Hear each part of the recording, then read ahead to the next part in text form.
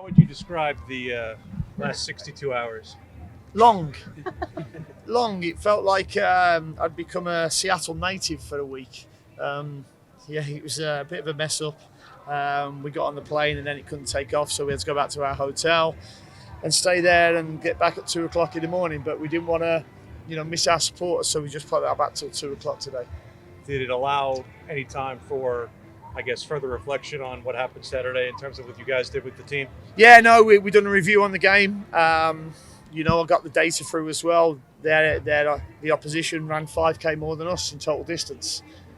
That's a start that I said to them is damning on us, and we have to be better. But they know and they can fix it because that was one of our strengths last season. Is what happened Saturday easier to fix after you get a draw, or does maybe you're more aware of it after a loss? Does it make it almost kind of pacified a bit? No, I mean, listen, I'm not even thinking or concentrating on the result because that can happen. It's the performance. The performance levels have to be right because even though we didn't play well on Saturday, we actually could have won the game because their first game on review of the game, their first goal, is offside.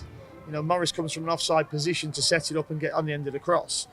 The second goal, I can see why it's given because you give the forward the benefit of the doubt, but that's why I've been screaming out for semi-automated offside. And I thought Patrick should have had a penalty in the second half as well, but that still doesn't excuse our performance and our performance levels, and that's what I can fix and that's what I'll work on. That's the other thing is for others to deal with. What can you tell us about Will?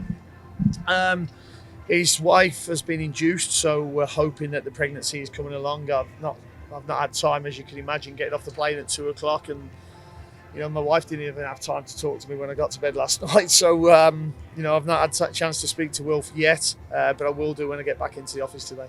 Eric Williamson, I don't think we saw him out there. Is he okay? No, he's got a bit of a sickness bug today, so he hasn't come in today. He'll be okay to train on Wednesday, but. It was inevitable that somebody was going to pick up something, being in close proximity with everyone, whether it be in an aeroplane or a hotel for the last 48, 64 hours. Toko Monte came in, looked good. What did you see from him this preseason? And maybe just talk to us a little bit more about him. I thought preseason he'd shown that he'd matured as a player.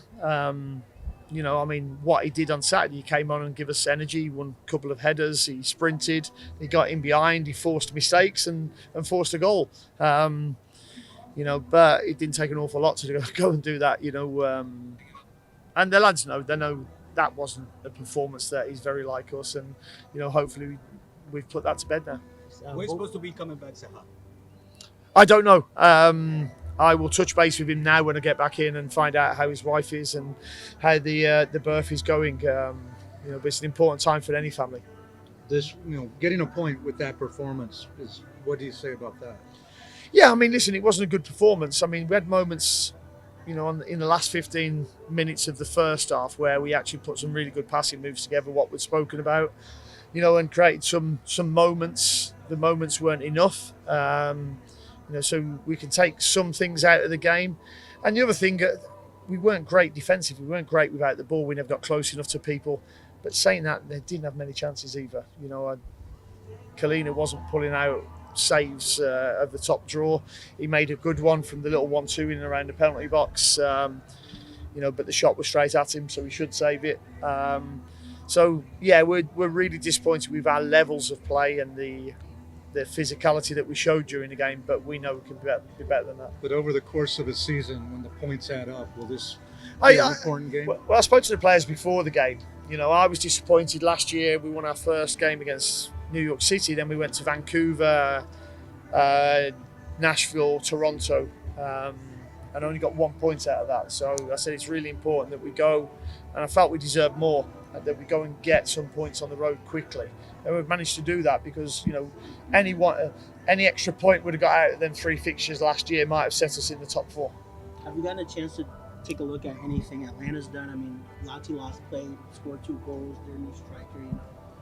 I watched their game, before our game because it was on earlier. So I watched quite a bit of that. I'll go through the clips on them now. They looked really energetic. That seemed to drop off for the last 30 minutes, I must admit. But we're looking forward to it because, to be honest, I don't need to concentrate on them. I need to concentrate on us. That's the most important Montreal thing. exposed them quite a bit in that match. Montreal are a good team. I said it last year. They beat us at their place. We beat them at our place, and they've got some good players. I think they're really well coached. So, I always thought that was going to be a tough game for Atlanta. But yeah, it's going to be a good game. We're looking forward to it. They've spent an awful lot of money during the window, so there's going to be an awful lot of pressure on them. Have you gotten a chance to catch any of the new MLS Apple documentary? I know we saw you and Zoran speaking a little bit on there. I haven't seen it, and I don't think I will watch it.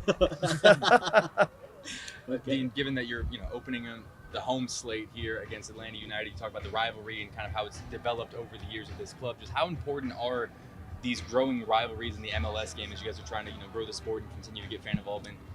Well, I've said before that rivalries have to be organic. I don't think you can manufacture it.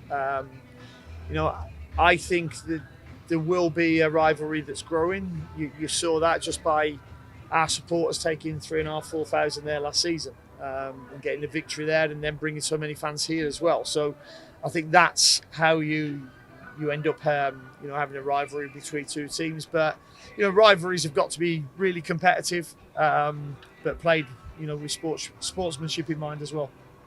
All right, thank you guys. Cheers, guys. Thank you, Thank Dean. you very much. Bond.